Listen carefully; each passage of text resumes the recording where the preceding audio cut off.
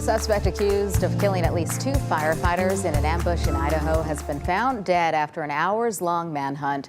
Investigators say the suspected sniper targeted and shot at firefighters responding to a brush fire. ABC's Alex Stone has the latest.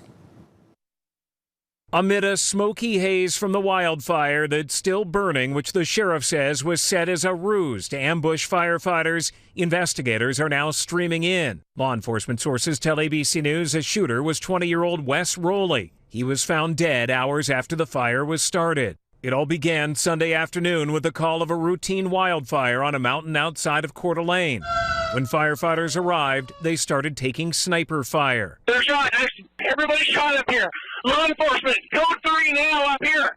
2 firefighters were killed. Another was badly injured. The shooter hid in the woods. We first really started hearing the sirens as far as kind of going up and down there, kind of going around town. And immediately just kind of the tension really just kind of went up. All around town. For hours, it was unclear if the shooter was alive. The sheriff gave the green light for anybody with a clear shot to take him out. Snipers were perched in helicopters above, but then by Sunday night, they detected a cell phone signal that had not been moving. When they honed in on that area, they saw the shooter dead. I'm a 4th-generation Idahoan, and the shockwave is really something else. People who have been here just a short amount of time and people who grew up here, they're shocked. Overnight, fellow firefighters saluted on overpasses as the bodies of the fallen were driven away from a hospital.